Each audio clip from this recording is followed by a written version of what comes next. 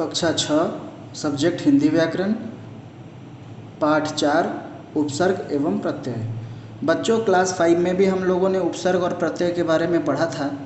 तो आज फिर से हम लोग उपसर्ग और प्रत्यय के बारे में एक बार दोबारा जानते हैं कि क्या है उपसर्ग और क्या है प्रत्यय। तो सबसे पहले उपसर्ग की परिभाषा देखते हैं कि उपसर्ग किसे कहते हैं। जो शब्दांश शब्द से पहले लगकर उसका अर्थ बदल देते हैं, उसके अर्थ में विशेषता ला देते हैं, वे शब्द उपसर्ग कहलाते हैं। बच्चों यहाँ हम लोगों ने पढ़ा कि जो शब्दांश शब्द से पहले लगकर उसका अर्थ बदल देते हैं, अर्थात जो शब्दांश मूल शब्द में जुड़कर उसका अर्थ ही बदल देते हैं, उसमें कुछ विशेषता ला देते हैं, तो ऐसे शब्दों को उपसर्ग कहते हैं। चलिए इसके कुछ उदाहरण हैं, हम लोग देखते हैं।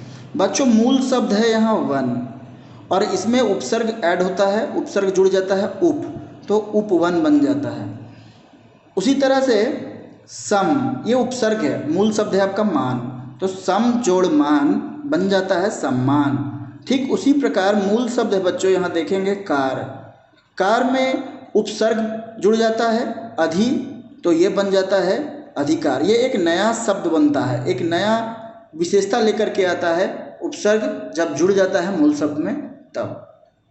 बच्चों उपसर्ग के कुछ प्रकार हैं, तो हम लोग जानते हैं कि उपसर्ग के कितने प्रकार हैं। बच्चों संस्कृत के उपसर्ग होते हैं, हिंदी के उपसर्ग होते हैं, उर्दू के उपसर्ग होते हैं और संस्कृत के अवयव होते हैं। उपसर्ग के मुख्यतः अगर देखा जाए तो 4 प्रकार हैं।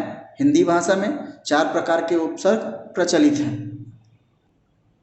तो चलिए बच्चों आज हम लोग उपसर्ग का प्रयोग करके कुछ नए शब्द बनाते हैं।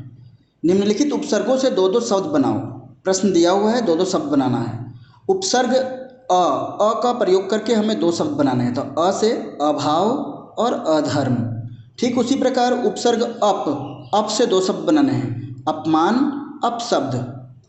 आ उपसर्ग आ का इस्तेमाल करके हमें 2 शब्द बनाने हैं, 2 नए शब्द बनाने हैं, आगमन आजन। ठीक बच्चों उसी प्रकार दूसरे प्रश्न पर चलते हैं। यहाँ पर हमें दिया हुआ है प्रश्न में कि नीचे दिए गए शब्दों के साथ उचित उपसर्ग लगाओ। हमें उचित उपसर्ग का प्रयोग करके ये जो शब्द दिए हुए हैं नए शब्द, उन्हें पूरा करना। तो बच्चों यहाँ पर देखते हैं जो नवीन शब्द है यानी नया शब्द बन करके आया है जय, यहाँ पर दिया हुआ है जय। बच्चों ये जय जो है ये मूल शब्द है, इसके हमें उपसर्ग जोड़ना है। तो बच्चों हम लोग यहाँ देखें उपसर्ग क्या होगा। उपसर्ग होगा परा, परा जोड़ जय पराजय। ठीक उसी प्रकार अधपका, ये नया शब्द बना है अधपका, यहाँ पर मूल शब्द दिया हुआ है पका, तो इसमें हम लोग को उपसर्ग जोड़ना है अध, अध जोड़ पका अधपका।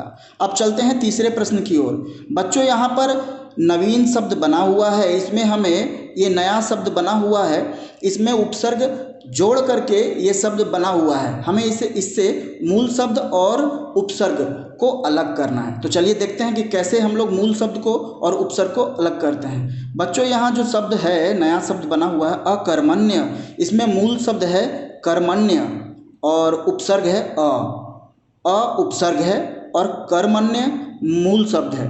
बच्चों हम लोगों ने पहले ही पढ़ा है कि उपसर्ग मूल शब्द के पहले लगता है, तो जो पहले लगा हुआ है वो आपका उपसर्ग है। ठीक उसी तरह से बिन मांगा, तो मांगा यहाँ पर मूल शब्द है, उससे पहले जुड़ा है बिन, तो बिन उपसर्ग और मांगा मूल शब्द। ठीक उसी तरह से अतिरिक्त, अति उपसर्ग है और रिक्त मूल शब्द है।